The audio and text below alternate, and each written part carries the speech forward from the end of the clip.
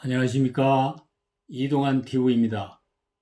오늘은 개혁을 하려면 목숨을 내놓아야 한다는 이야기를 하고자 합니다. 구독 꼭 눌러주시기 바랍니다. 신돈의 성녀 이름은 편조였습니다. 아버지는 알려진 것이 없고 어머니는 개성현으로 옥천사의 여종이었습니다. 1358년 공민왕 7년에 왕의 측근인 김원명의 소개로 궁중에 드나들기 시작했습니다. 독실하게 불교를 받들었던 공민왕이 총명한 신돈을 신임하기 시작했습니다. 1364년 신돈은 두타성이 되고 정한거사라는 호를 받고 사부가 되었습니다.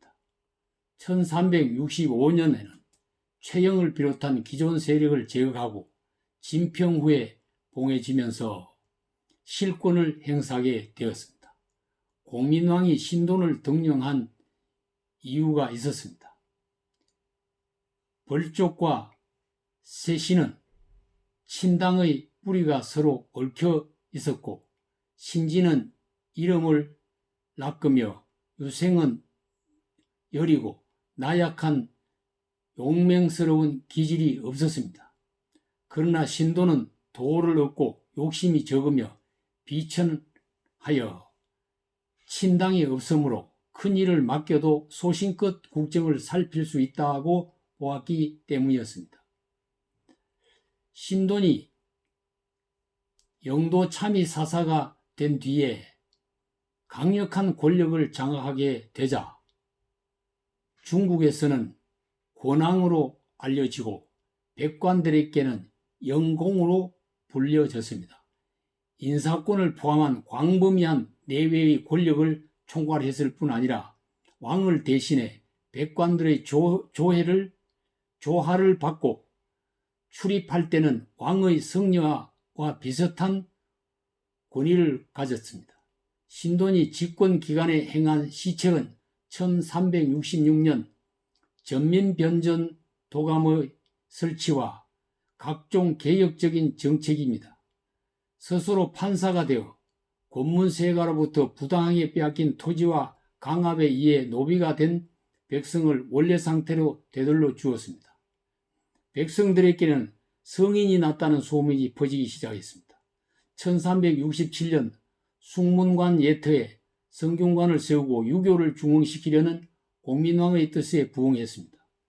도선 비기를 근거로 왕에게 천도할 것을 건의하였으며 직접 평양까지 가서 상지까지 했으나 실현되지 않았습니다.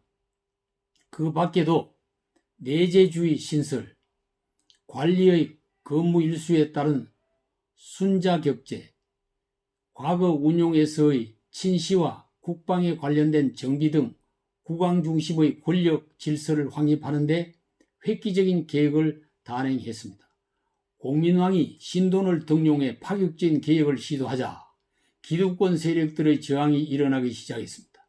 이 제연은 신돈의 골상이 흉인과 같다며 후환을 끼칠 것이라며 왕에게 가까이 하지 말 것을 요청했습니다. 강관, 정주와 이준호 등은 신돈을 탄핵하려다 도리어 보복을 당했습니다. 그 외에도 여러 사람이 신돈을 제거하려고 시도했으나 계획이 누설되어 실패했습니다. 1369년부터 고려의 국내 정세는 노국대장 공주의 영전사업의 강행으로 국가 재정이 궁핍해지고 그 당시 발생한 기근으로 백성은 공궁에 처해 있었습니다. 그러나 신도는 1367년부터 독립된 처소에 거하면서 처첩을 거느리고 아이를 낳고 주색에 빠져 비난을 받기 시작했습니다.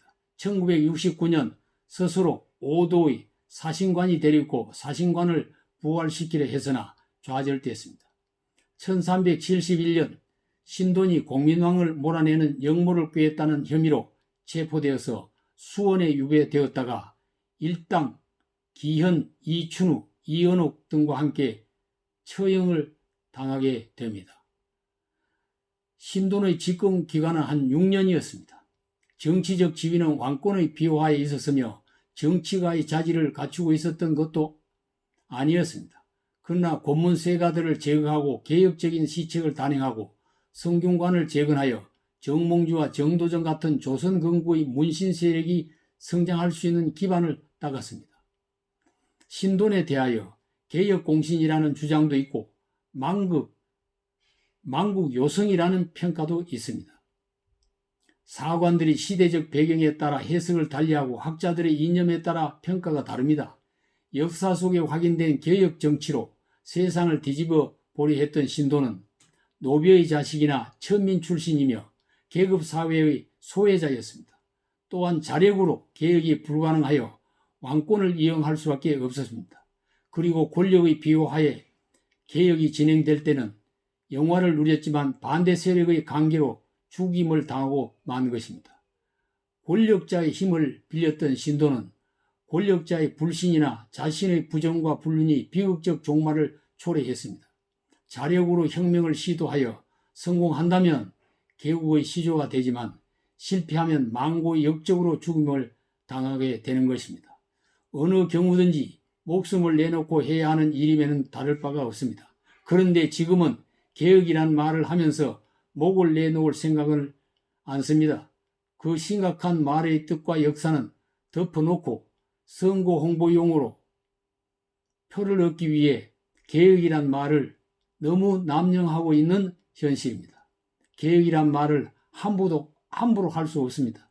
개혁을 말하려면 적어도 자기의 목을 내놓고 개혁이란 말을 해야 하고 그걸 실행에 옮겨야 할 것입니다. 감사합니다.